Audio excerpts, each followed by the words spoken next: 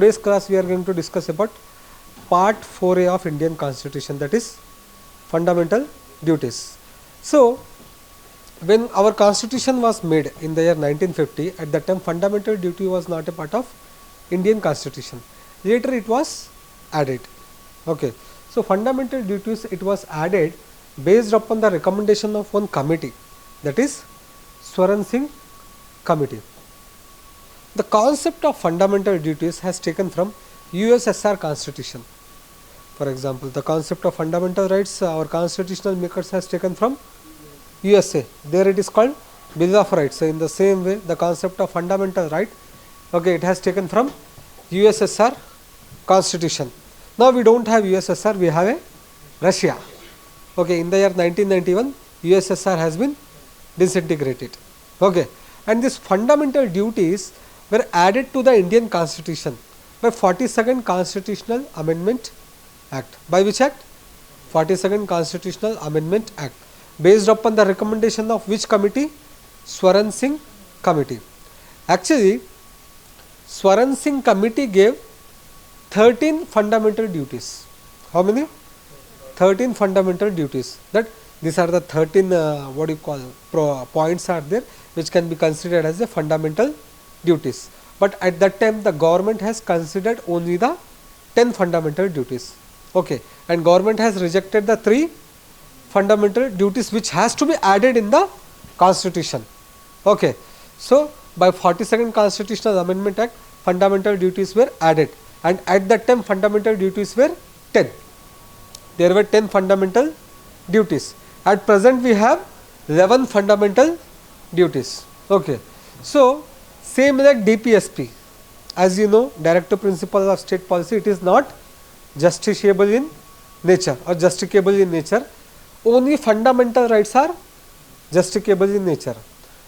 We also studied in Article 37 that DPSP are not justicable in nature. In the same way, fundamental duties are also not justicable in nature.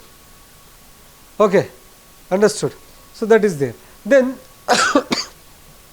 what are the 3 fundamental duties which were recommended by SINGH committee but not added in the Indian constitutions? So what are those? So first such fundamental duty is that, okay, it is the duty of the parliament to impose the penalty, or punishment for non-compliance of the duties. If any individual, okay, who is staying in India and refuse to perform the duty, or obey the duty or oblige the duty, at that time parliament can make a law. In that law, parliament can punish or impose a penalty on that person who is failed to obey the duty. That was also a fundamental duty which was recommended by whom? SINGH committee, but it was not added. Okay, first thing. Second thing, what is that? Second thing, that parliament make law. Parliament can make law. What is that first duty? First duty says that parliament can make the law, okay, for the non-compliance of the fundamental duties. Okay. Second says that law shall not be considered as a violation of fundamental right. Okay, the law which is made by the parliament to punish those people or to impose a penalty on those people who are failed to perform the fundamental duties, that law shall not be considered as the infringement of fundamental rights. That law shall not be considered as a violation of the fundamental rights, and that law cannot be questioned in any court of law. Got it? First, what was that first point? Parliament can make the law. Second, that law cannot be questioned in any court of law, and that law cannot be considered as a violation of fundamental right. So these were the 2 duties. Third duty was, it was a duty to pay the taxes. So duty to pay the taxes shall be considered as a fundamental duty. So these are the 3 duties which were not included in the Indian Constitution. 13 duties were given by SINGH committee. Out of 13, only 10 were added. 3 were not added. What are those 3? Parliament can make the law, and that law shall not be considered as a violation of constitution, and paying the tax. Okay. then duties are there, right? We have a fundamental rights, we have a fundamental rights, we have a claim towards the society or towards the state. In the same way, we have certain duties which has to be performed towards our nation. Okay.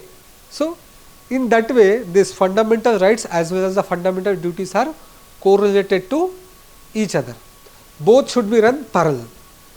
Citizens should not claim only the fundamental rights. Okay. They also oblige or complies the fundamental duties also. So, both should be run parallelly. That is the meaning.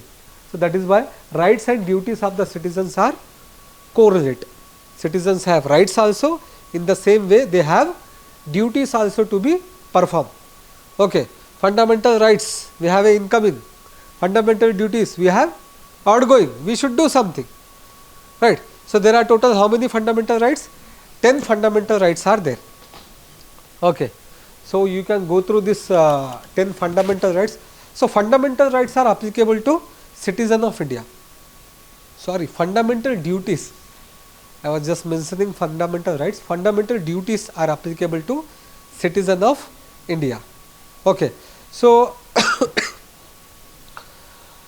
in fundamental rights we discuss article 15, 16, 19, 29 and 30. These are the articles which are exclusively for citizen of India. So, in the same way, this fundamental duties, part 4 of Indian Constitution is exclusively for the citizen of India. What are those duties? First says that we should follow the Constitution, okay, its ideology, its institutions, national flag and national anthem.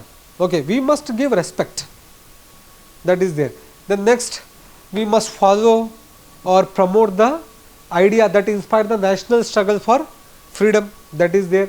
Then next uphold and protect the sovereignty, unity and integrity of India. Then whenever our country required our services, okay, at that time we need to render our services.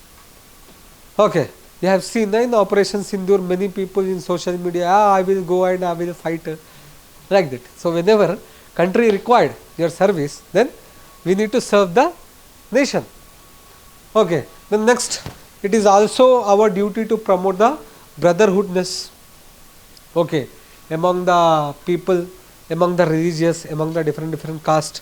We have the pledge, we the people of India, right? All Indians are my brothers and sisters. That pledge, we are promoting harmony. So, that is also our duty. It is also our duty to value and preserve the rich heritage of country. Okay. Rich heritage of country, culture also. What is that we have? We have national monuments, right? We have different culture things. We have fairs, we have festivals, right? So, that is our duty to value and preserve. It is also our duty to improve the national environment, natural environment. Whatever the environment we have, we are surrounded, right? Forest area is there, lake is there, any pond is there.